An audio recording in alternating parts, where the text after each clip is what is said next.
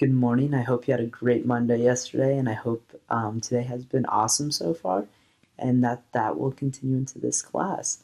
I heard that yesterday you talked with Mr. Lindblad about goals, and you two learned about that and how they have to be specific, so you know when you've achieved them, and how that related to the book. And so I hope you had a really good lesson yesterday with that, and have made some goals maybe for yourself since then. Speaking of goals, we're going to go over our objectives for today.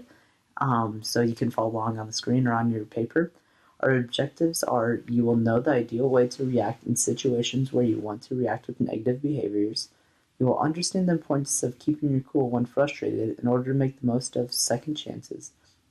And you will be able to process in your mind the importance of reacting appropriately to difficult circumstances and to not lose your second chance. So we're going to kind of dig more into this, but we're going to start with our Gazette form. Today we're going to be going over the best of the best, which is kind of fill in the blank with the sentence, fill in the rest of the sentence. So I'm going to say mine. You cannot copy mine. You have to come up with your own, okay? I show that I care about my friends when I ask them how they're doing. I'm really nice to classmates when I help them out if they have any questions. I'm very kind to my family and show how much I care when I take time from my schedule to spend time with them. So you can pause the video now and do this on your own. Thanks for doing that. I really appreciate it. We get to know you so much better when we read your answers, and you can get to know us better by seeing what we have to write. So I really appreciate the work that you've put in with that. Now you're going to have another 5 to 10 minutes to write what you thought about chapter 32 and 44. So in these chapters, that's when in their small group time, they had the situation of you're on the subway or a train and someone purposely like scuffs up your shoes and doesn't care what you think, doesn't say sorry or anything like that. And how would you react to that? And then there's that question, and then they posed them later on about how say that you just are on probation after you're on your probation period, and so you can't get in trouble again, even though you really want to react maybe to this in a negative way. You're on probation and your family really needs you. And so I want you to reflect on how would you react to that situation? What would you do? And maybe this doesn't resonate with you. Maybe you're like, I don't care about my shoes. I don't have nice shoes, whatever. Then I want you to think about another situation where someone may be disrespectful towards you. For me, my brother has special needs. So if someone said or did anything to them, I would really want to react in a negative way. And it would be tough for me to maybe hold in my emotions when that's kind of hard. That would be hard for me in that situation.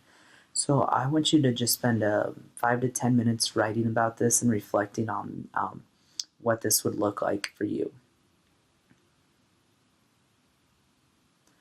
Awesome. Thanks so much for that reflection. And I know it's kind of a tough question to think about. And so I'm glad that you spent time writing about that. Now we're going to go into our poem of the day, and it's called One Last Chance. One last chance. All I need is one last chance. But will I get it? Only the judge knows. In the past I've said I'm going to change, with no intention in my heart. I say I want to stay sober, yet all I want is to get high. Every time I get out, I run straight to the block, thinking they can help me manage my life. But all they do is corrupt me with the drugs that make me a slave. So every day I pray to God, my God, for just one last chance to get out of the game. So I want you to just jot some notes, what you feel about it, what this means to you. Just write it on your paper, nothing, no paragraph, just jot some notes. And I want you to maybe answer some of these questions. If you were given a second chance, how would you use it?